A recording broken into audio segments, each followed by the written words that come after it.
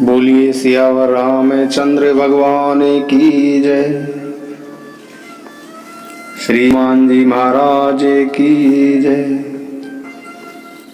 श्री गणेश जी महाराज की जय। श्री उमापति महादेव जी की जय। सरस्वती मैया की जय। गंगा मैया की जय। यमुना मैया की जय। नर्मदा मैया की जय। सरयू मैया की जय। श्री वृंदावन बिहारी लाल की जय। श्री वृंदावन धाम की जय। गोस्वामी श्री तुलसीदास जी महाराज की जय। श्री लक्ष्मीपति भगवान विष्णु की जय। सब संतन की जय। सब भक्तन की जय। जय जय श्री सीताराम। जय जय श्री राधेश्याम। जड़ चेतन जग जीव जत सकल राम में जानी। बंदौ सबके पद कमल सदा जोरि जुग पानी।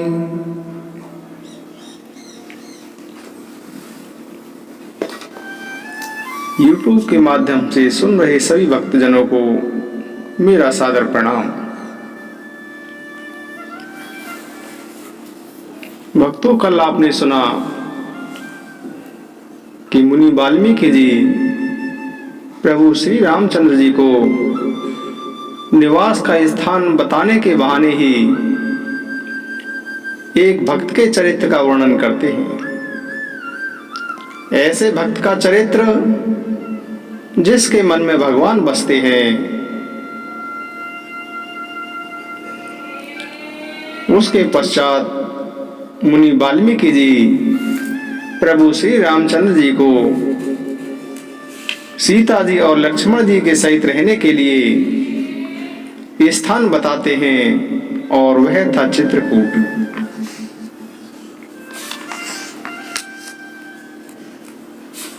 भक्तों,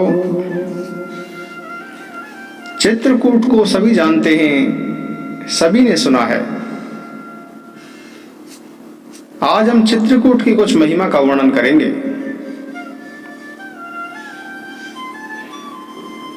बेबोदे बेपिन जह लगे जग माही।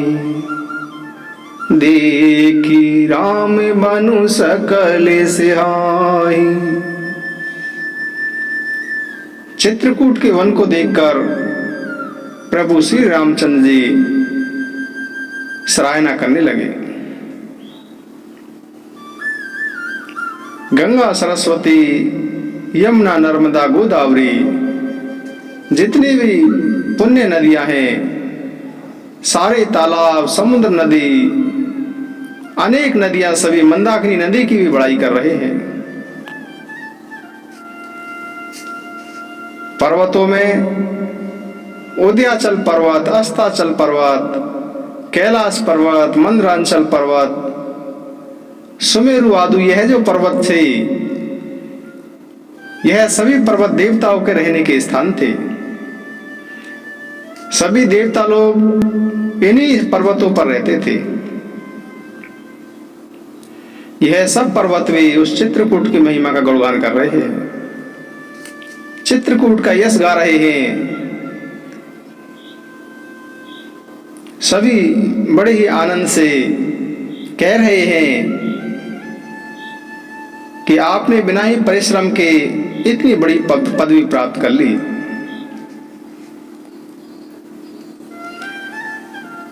सभी देवता लोग यही कहते हैं कि चित्रकूट पर्वत बड़ा ही धन्य है। चित्रकूट के वन, चित्रकूट के पशु पक्षी, यह सभी पुण्यात्मा हैं, यह सभी धन्य हैं।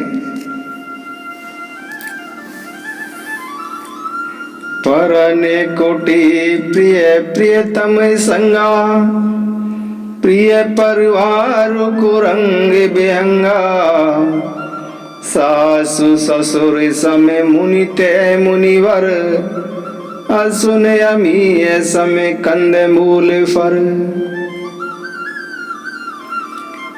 प्रभु श्री रामचंद्र जी को पर्णकुटी बहुत ही प्यारी लग रही है।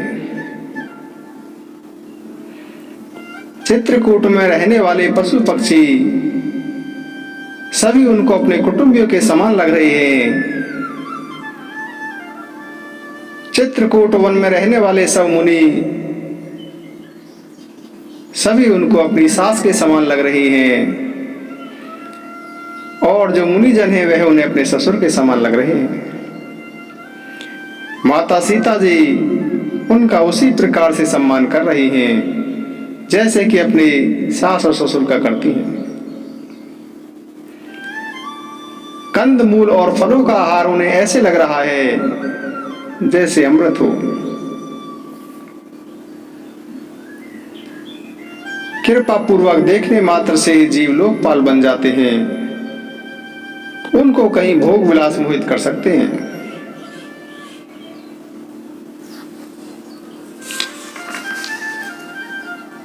जिन प्रभु श्री रामचंद्र जी का स्मरण करने से ही भक्त लोग समस्त भोग विलास को तिनके की तरह त्याग देते हैं, जगत जननी सीता जी के लिए है भोग विलास का त्याग क्या कोई आश्चर्य की बात है।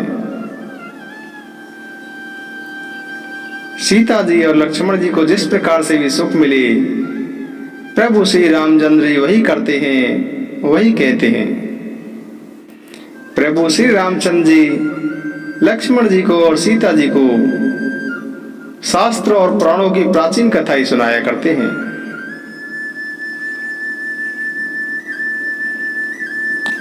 प्रभु श्री रामचंद्र जी को चित्रकूट वन पहुंचाकर निषाद राज लौटता है।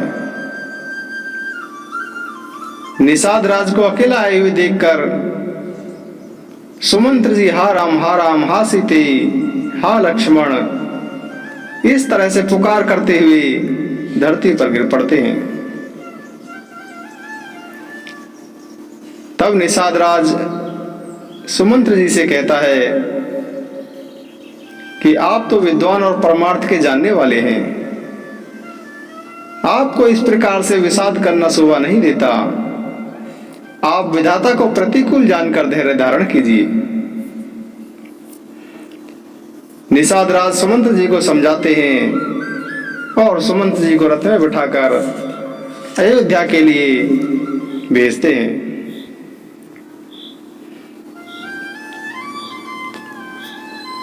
निषाद राज सुमंत्र जी को अयोध्या के लिए विदा कर देते हैं, परंतु सुमंत्र जी बड़े ही दुखी होकर दीन होकर सोच रहे हैं कि श्री रघुवीर के बिना जीवन धिक्कार है।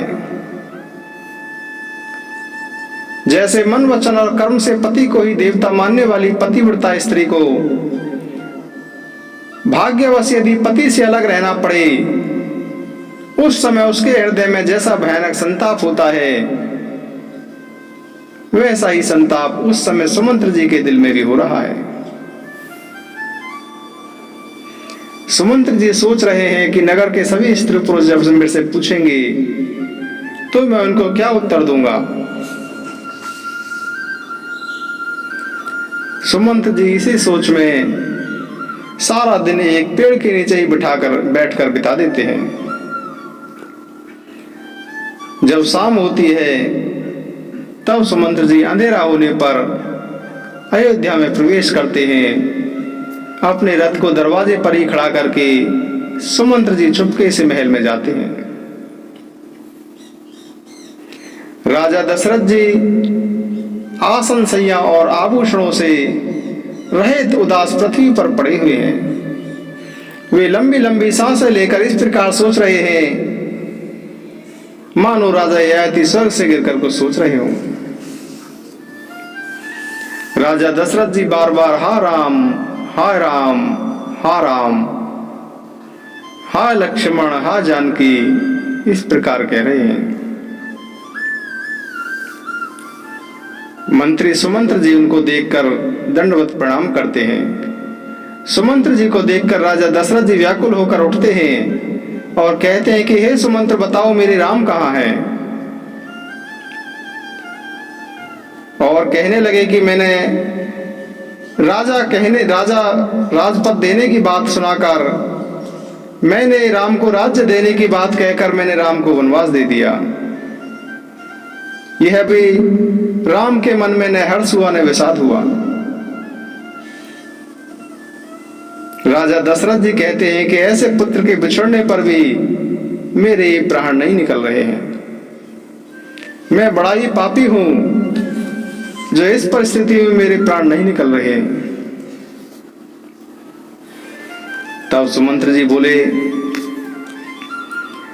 सचिवे धीर धरी कह मृदुवानी, महाराज तुम्हें पंडित ज्ञानी, वीर सुधीर धुरंधर देवा, साधु समाज सदा तुम सेवा, जन्म मरण सब दुख सुख भोगा, हानि लाभ प्रिय मिलन वियोगा, काले करम बस ओहि गोसाई, बरवस रात दिवस की नाई, सुख हरे सही जड़े दुख बिल खाही, दो समुधीरे धरई मन माही,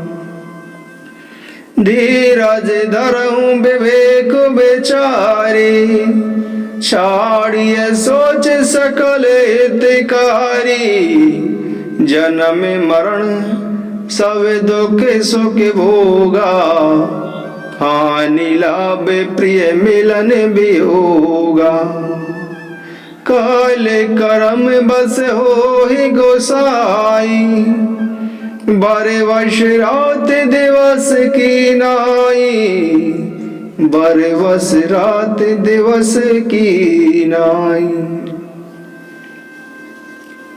सुमंत्र जी बोले कि हे महाराज, आप तो विद्वान और ज्ञानी हैं, आप तो उत्तम धैर्य में श्रेष्ठ हैं, आपने सदा ही साधु समाज का सत्संग भी किया है। सुमंत्र जी कहते हैं कि हे महाराज, ये जन्म मरण सुख दुख के भोग, ये हानि लाभ, प्यारों का मिलना और बिछुड़ना, महाराज ये तो सब काल और कर्म के अधीन है। यह सब रात और दिन की बात ही होते हैं। हे महाराज, मूर्ख लोग सुख में हर्षित होते हैं और दुख में रोते हैं, परंतु जो धीर व्यक्ति होते हैं वह अपने मन में दोनों को ही एक समान मानते हैं। आप विचार कर धैर्य धारण कीजिए और शोक का परित्याग कर दीजिए। सुमंत्र जी बोले कि प्रभु श्री राम जी ने कहा था कि पिताजी से मेरा प्रणाम कहना। मेरी बार बार उनके पांव पकड़कर विनती करना, कहना कि हे पिताजी, आप मेरी चिंता नहीं करें, आपकी कृपा अनुग्रह और पुण्यों से वन में और मार्ग में हमारा हर प्रकार से कुशल मंगल ही होगा। हे पिताजी, आपके अनुग्रह से मैं वन जाते हुए सुख पाऊंगा तथा आपकी आज्ञा का भली भांति पालन करके कुशल पूर्वक फिर मैं लौट आऊंगा। गुरु वशिष्ठ जी से भी मेरा संदेश कहना कि वे भी वही उपदेश दें जिससे पिताजी को कोई सोच और चिंता ना हो। सुमंत्र जी के वचन सुनते ही महाराजा दशरथ जी पृथ्वी पर गिर पड़े। महाराजा दशरथ जी के हृदय में भयानक जलन होने लगी। दशरथ जी तड़पने लगे, उनका मन मोह से व्याकुल हो गया, मानो मछली को पहली वर्षा का जल लग गया हो। राजा दशरथ जी व्याकुल होकर अनेक प्रकार से विलाप कर रहे हैं। राजा दशरथ जी की वह रात उनको युग के समान बड़ी लगी। राजा दशरथ जी को श्रवण कुमार के पिता उन्होंने जो श्राप दिया था, राजा दशरथ जी को वह श्राप याद आ गया।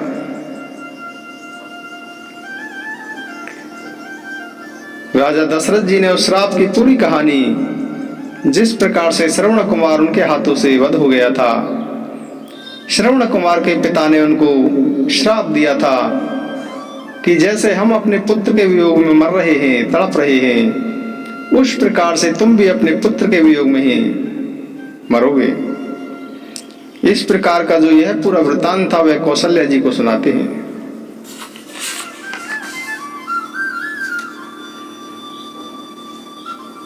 राजा व्याकुल हो गए, कहने लगे कि श्री राम के बिना जीने की आशा को धिक्कार है। राम राम कही राम कही, राम राम कही राम, तनु परिहरि रघुवरि विरह, राउ गयो सुरधाम। तब राम राम कहकर, फिर राम कहकर, फिर राम राम कहकर और फिर राम कहकर राजा दशरथ जी श्री राम के विरह में शरीर त्याग कर सुरलोक को सिधार गए। जियन मरण फल दशरथ पावा, अंडे अनेक अमल जसु छावा। जियत राम बेदु बदन निहारा, राम बिरह करि मरण सवारा। शोक बिकल सब रोई रानी, रूप शील बलु तेज बखानी। करई बिलाप अनेक प्रकारा, परई भूमि तले बारई बारा।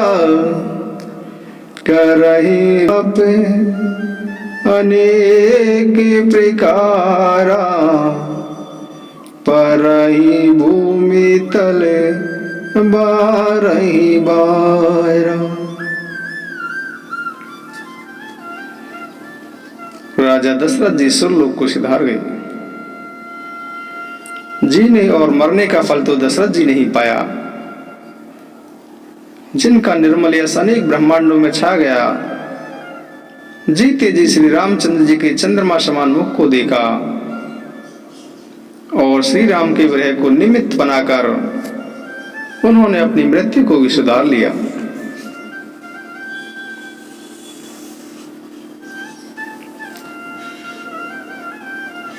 जैसे ये समाचार गुरु वशिष्ठ जी को मिलता है, गुरु वशिष्ठ जी तभी दूतों को बुलाते हैं। दूतों को बुलाकर कहते हैं कि तुम तुरंत ही भरत के पास जाओ, लेकिन राजा की मृत्यु का समाचार भरत को मत बताना। भरत से जाकर सिर्फ इतना ही कहना कि तुम दोनों भाइयों को गुरु जी ने तुरंत ही बुलाया है। उधर जब से अयोध्या में अनर्थ प्रारंभ हुआ, उसी समय से वशिष्ठ जी भी रात को स्वप्न में अनेक प्रकार के स्वप्न देखते हैं। अनेक प्रकार के बुरे स्वप्न देखकर उनको बड़ी चिंता होती है। रात के स्वप्न का विचार करके भरत जी चिंता कर ही रहे थे कि उसी समय दूत वहां पहुंच जाते हैं।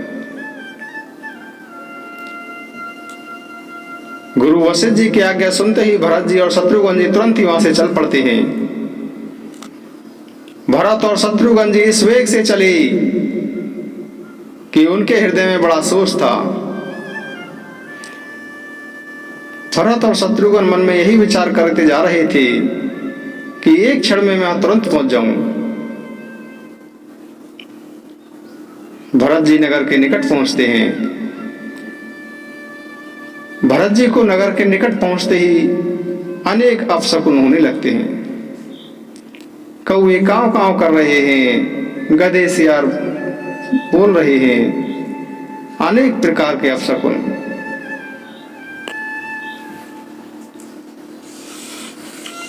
अयोध्यापुरी भी इतनी भयानक लग रही है। अयोध्यापुरी के सभी स्त्री और पुरुष भी बड़े दुखी हैं। भरत जी को देखकर नगर के लोग इधर उधर सिर छुपा लेते हैं, प्रणाम करके चुपके से इधर उधर चले जाते हैं। भरत जी से कोई बात भी नहीं करता, कोई कुशल भी नहीं पूछता।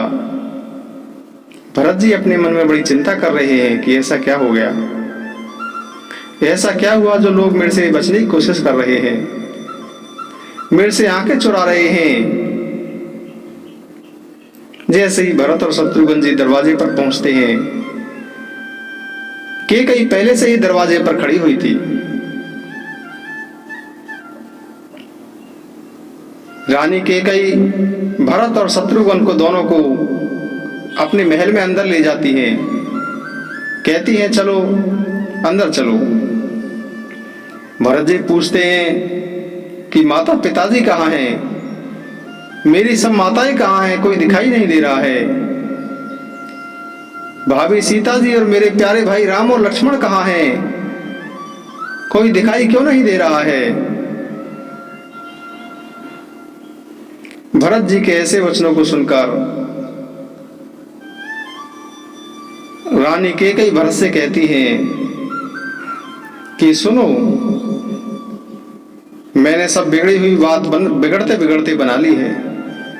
बात बिगड़ने ही वाली थी, पर मंत्रा ने मेरी सहायता की, परंतु एक काम गलत हो गया कि उसी समय राजा देवलोक को सिधार गए।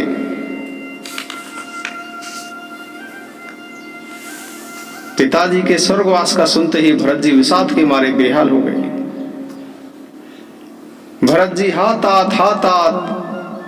पुकार करते हुए अत्यंत व्याकुल होकर जमीन पर गिर पड़े।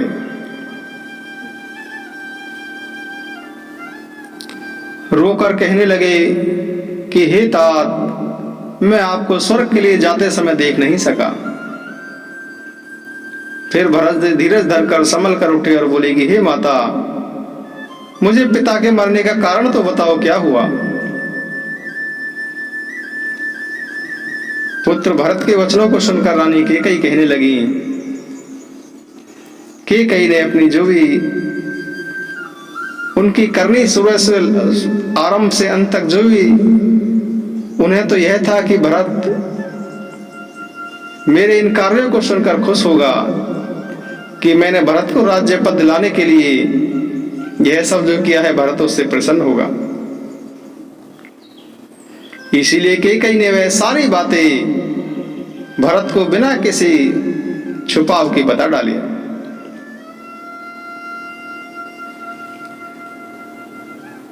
प्रभु श्री रामचंद्र जी का वन जाना सुनकर भरत जी पिता की मृत्यु को भी भूल गए। भरत जी मन में सोचने लगे कि इस सारे अनर्थ का कारण स्वयं को ही जानकर वह कुछ देर के लिए चुप रह गए। फिर भरत जी ने धैर्य धारण किया, लंबी सांस ली और रानी कैकेयी से बोले कि हे पापनी, तूने सभी प्रकार से कुल का नाश कर दिया। यदि तेरी ऐसी अत्यंत दुष्ट इच्छा थी तो हे पापनी, तूने जन्मते ही मुझे मार क्यों नहीं दिया। मुझे सूर्य जैसे वंश में जन्म मिला, मुझे दशरथ जी जैसे पिता मिले, राम और लक्ष्मण जी जैसे मुझे भाई मिले, पर मुझे जन्म देने वाली माता तेरे जैसी क्यों मिली।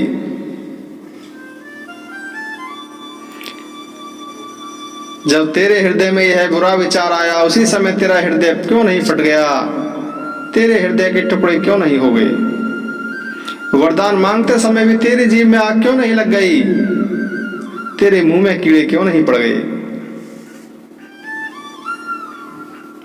भरत जी कहते हैं कि राजा दशरथ जी तो सीधे थे, सुशील थे, धर्मपरायण थे, वे भला स्त्री स्वभाव को कैसे पहचानते। अरे संसार में जीव जंतुओं में ऐसा कौन है जिसे श्री रघुनाथ जी प्राणों के समान प्यारे नहीं हों। अरे श्री राम जी भी तुझे वैरी लगे, तू कौन है मुझे सच सच बता, अब तू मुंह काला करके मेरी आंखों से दूर हो जा।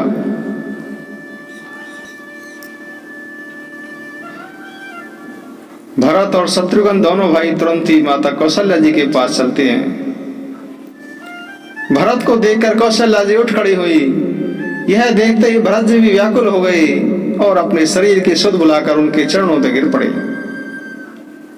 भरत जी बोले कि हे माता, पिताजी कहाँ हैं? सीता जी तथा मेरे दोनों भाई श्री राम और लक्ष्मण कहाँ हैं? भरत जी कहते हैं कि कैकेयी ने संसार में जन्म क्यों लिया? यदि जन्मी थी तो फिर बांझ क्यों नहीं रह गई? भरत जी के ऐसे वचन सुनकर माता कौशल्या जी संभल कर उठती है, भरत जी को उठाकर छाती से लगा लेती हैं। माता कौशल्या जी कहती हैं कि हे पुत्र, पिता की आज्ञा से श्री राम वन को चली गई हैं। वन में जाते समय राम के हृदय में ना कोई हर्ष था ना कोई विषाद था। राम के हृदय में कोई दुख नहीं था, उनका मुख प्रसन्न था, मन में कोई आसक्ति नहीं थी, कोई द्वेष नहीं था। राम सबको सब प्रकार से संतोष देकर वन को चले गए। राम के साथ में लक्ष्मण और सीता भी वन को चले गए। फिर भी अभागे जीव ने यह शरीर क्यों नहीं छोड़ा है? मुझे मृत्यु क्यों नहीं आ गई?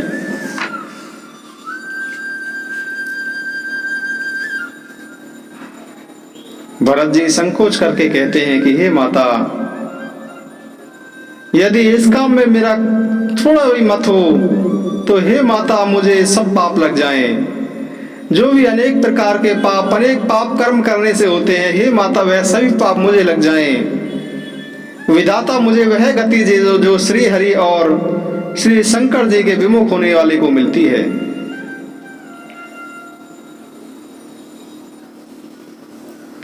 माता कौशल्या जी भरत जी की सहज रूप से सच्ची और सरल बातों को सुनकर कहती हैं कि हे पुत्र, तुम तो मन वचन और शरीर से श्री रामचंद्र जी को प्यारे हो।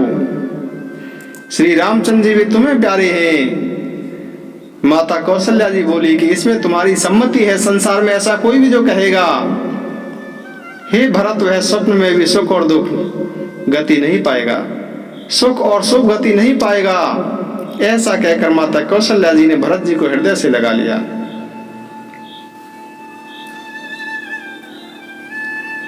तब गुरु वशिष्ठ जी ने कहा कि हे पुत्र, हे भरत, तुम हृदय में धैर्य धारण करो। अब जिस कार्य को करने का समय है, पहले तुम उस कार्य को करो। गुरु जी के वचन सुनते ही भरत जी उठे और उन्होंने सब तैयारियां करने के लिए सेवकों से कहा। राजा दशरथ जी की देह को स्नान कराया। राजा दशरथ जी को ले जाने के लिए परम विचित्र विमान बनाया। सरयू के तट पर सुंदर चिता बनाई गई। इस प्रकार से सभी दाह क्रियाएं की गईं। सबने विधि पूर्वक स्नान करके तिलांजलि दी। भरत जी ने पिता का 10 गात्र विधान किया।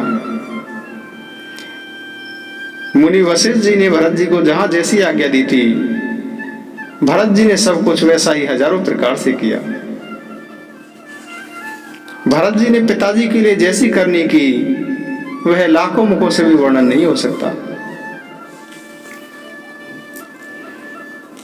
बैठे राज सभा सब जाई, पटे बोली भरत दो भाई। भरत वशिष्ठ निकट बैठारे, नीति धर्म में वचन उचारे। भरत वशिष्ठ निकट बैठारे, नीति धर्म में वचन उचारे। राजा दशरथ जी की सभी क्रियाएं, सभी विधान करने के पश्चात राजसभा बुलाई जाती है। सभी लोग राजसभा में जाकर बैठ जाते हैं। मुनि वशिष्ठ जी, भरत जी, शत्रुघ्न जी, इन दोनों भाइयों को भी बुलवाते हैं। भरत जी को गुरु वशिष्ठ जी अपने पास बिठाते हैं और नीति और धर्म की कुछ बातें कहते हैं कि कैकेयी की जो कुटिल करनी थी उसका भी व्याख्या करते हैं। जिस प्रकार से राजा दशरथ जी ने शरीर का त्याग किया उसका भी वर्णन करते हैं। प्रभु श्री रामचंद्र जी के गुणशील और स्वभाव का भी वर्णन करते हैं।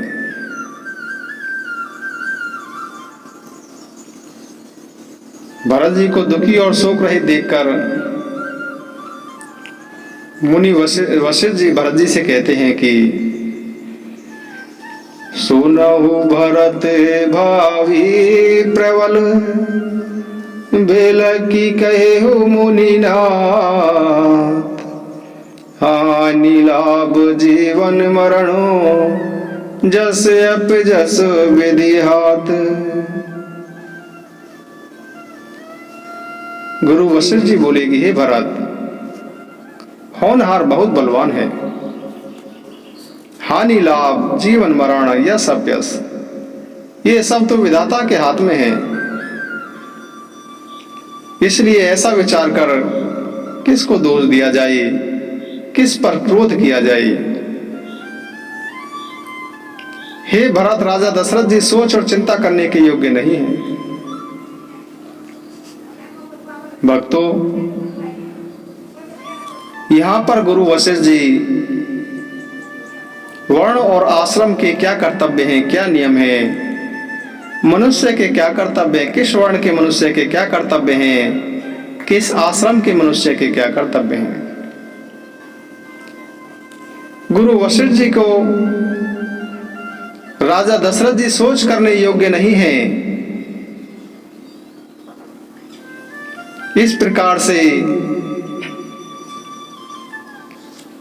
सभी धर्म और वर्णों का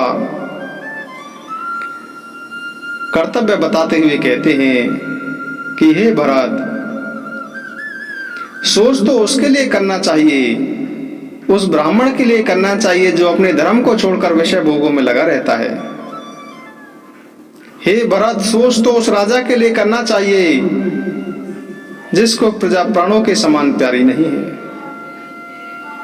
हे भरत, सोच और चिंता तो उस वैश्य के लिए करना चाहिए जो धनवान होकर भी कंजूस हो, उस शूद्र के लिए करना चाहिए जो ब्राह्मणों का अपमान करने वाला हो। हे भरत, सोच और चिंता तो उस स्त्री के लिए करनी चाहिए जो पति को ठगने वाली हो, कलह प्रिय हो, स्वेच्छाचारिणी हो। हे भरत, सोच और चिंता तो उस ब्रह्मचारी के लिए करनी चाहिए जो अपने ब्रह्मचर्य व्रत को छोड़ देता है। सोच और चिंता तो उस गृहस्थ के लिए करनी चाहिए जो मोहवश कर्म मार्ग को छोड़ देता है। सोच और चिंता उस सन्यासी के लिए करनी चाहिए जो प्रपंच में फंसा हुआ है और ज्ञान और वैराग्य से हीन है।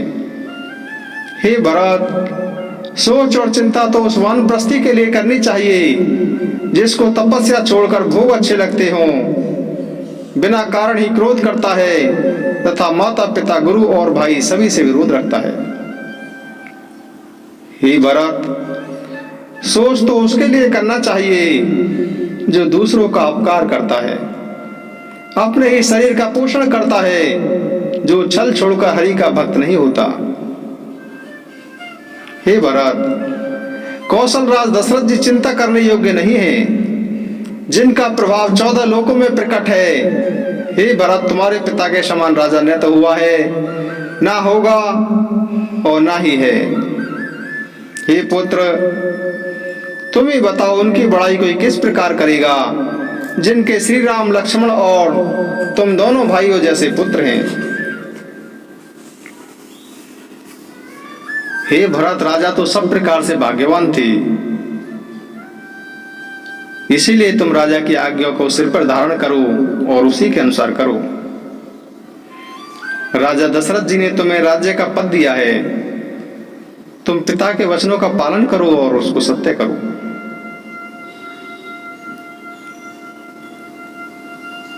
गुरु वशिष्ठ जी भरत जी से कहते हैं परशुराम पितु आज्ञा राखी, मारी मातु लोग सब साकी। तने जजाति जो बन दयऊ, पितु आज्ञा जसुन भयो।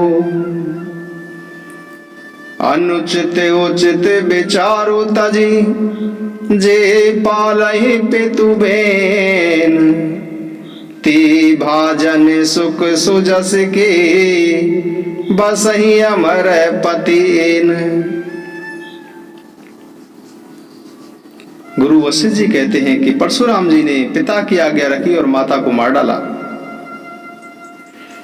राजा ययाति के पुत्र ने पिता की आज्ञा से अपने पिता को अपनी जवानी दे दी थी। पिता की आज्ञा पालन करने से उन्हें पाप और यपैसी नहीं हुआ।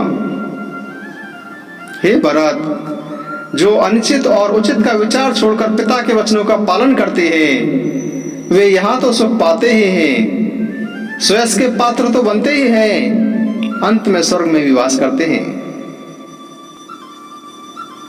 गुरु वशिष्ठ जी कहते हैं कि यह वेद में प्रसिद्ध है, सभी शास्त्रों द्वारा सम्मत है कि पिता जिसको राज्य दे वही राज तिलक पाता है।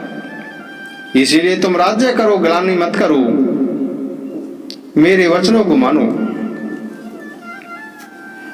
मंत्री भी भरत जी से हाथ जोड़कर कह रहे हैं कि गुरु जी की आज्ञा का पालन अवश्य कीजिए। कौशल्या जी भी कह रही हैं कि हे पुत्र, गुरु जी की आज्ञा का पालन करो। गुरु जी की आज्ञा का पालन करना, आदर करना चाहिए। हे पुत्र, कुटुंब, प्रजा, मंत्री, सब माताओं के तो तुम एक सहारे हो।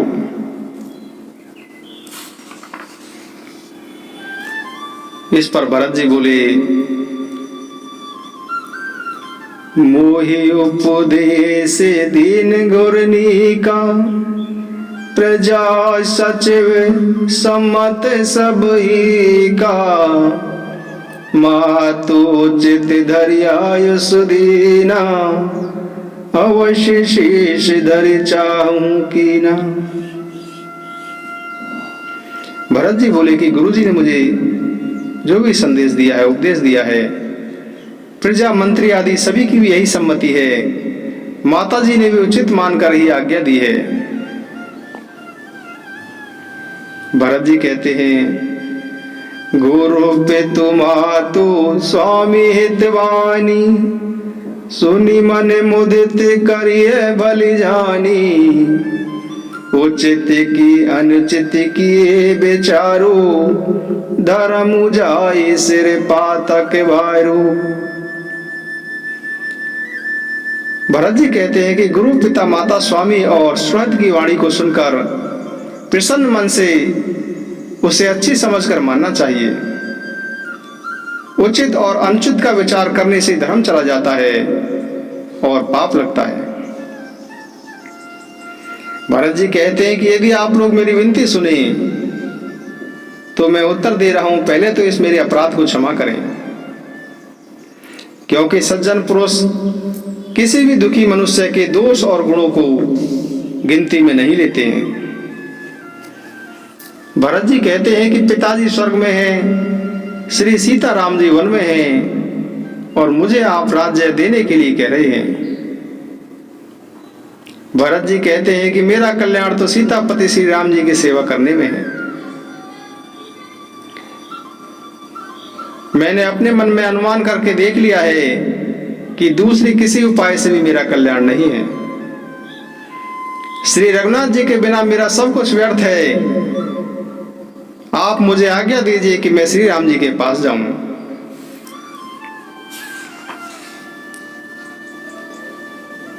गुरु जी ज्ञान के सागर हैं, यह सारा संसार जानता है। जिनके लिए विश्व हथेली पर रखे हुए बेर के समान हैं, वे भी मेरे लिए राज तिलक की तैयारी कर रहे हैं। सत्य है, विधाता के विपरीत होने पर सब कोई उसके विपरीत हो जाते हैं। आज मेरा बुरा समय है, इसीलिए कोई भी मेरे को नहीं समझ रहा है, कोई मेरी बात को नहीं मान रहा है। श्री रामचंद्र जी और सीता जी के अतिरिक्त इस संसार में कोई यह नहीं कहेगा कि इस अनर्थ में मेरी सम्मति नहीं है। मुझे इस बात का भी डर नहीं है कि संसार मुझे बुरा कहेगा, और ना ही मुझे परलोक के बिगड़ जाने का सोच है। मेरे हृदय में तो बस एक ही असहनीय दुख हो रहा है कि मेरे कारण श्री सीताराम जी दुखी हुए, मेरे कारण ही श्री सीताराम जी को वनवास हुआ। जीवन का सबसे अच्छा लाभ तो लक्ष्मण ने पाया, जो सबको छोड़कर श्री राम जी के चरणों में मन लगा रहे हैं। मेरे जैसे पापी का, अधर्मी का जन्म तो श्री राम जी के वनवास के लिए ही हुआ था। मैं अभागा तो झूठ मूठ का पछता दिखा रहा हूं। मैं सभी लोगों के सामने सिर झुकाकर कहता हूं कि श्री रघुनाथ जी के चरणों को देखे बिना मेरे मन की है जलन नहीं जाएगी। मेरे मन में एक दृढ़ संकल्प है कि प्रातःकाल प्रभु श्री राम जी के पास चल दूंगा।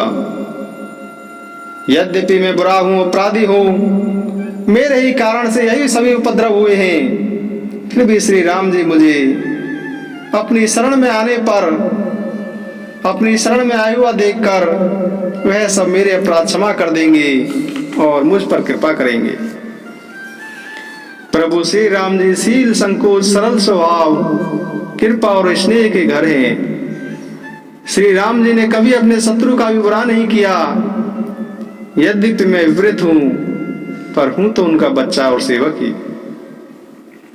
आप सभी लोग आशीर्वाद दीजिए, जिससे मेरी प्रार्थना को सुनकर और मुझे अपना दास जानकर प्रभु श्री रामचंद्र जी पुनः अयोध्या को लौट आए।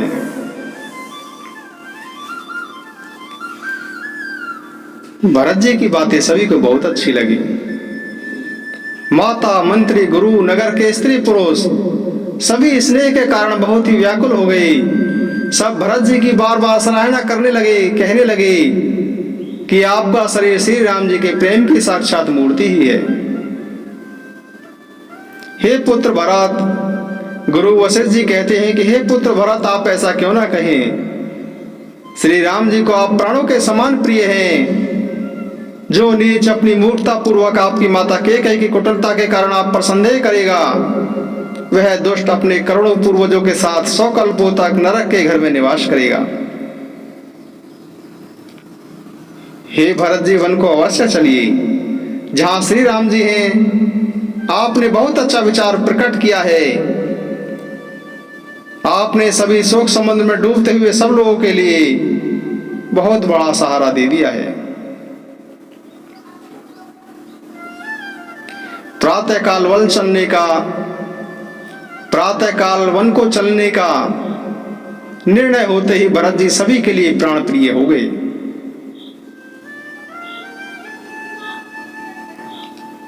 भक्तों,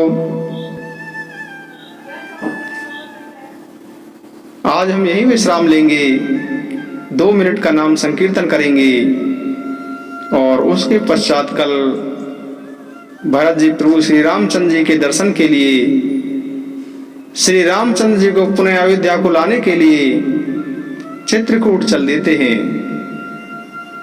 यह भरत जी की जो चित्रकूट की यात्रा है बड़ी ही भावपूर्ण यात्रा है। इसका वर्णन भक्तों हम कल करेंगे। अब 2 मिनट का नाम संकीर्तन करते हैं। श्री राम जय राम, जय जय राम, जय राम जय राम, जय जय राम।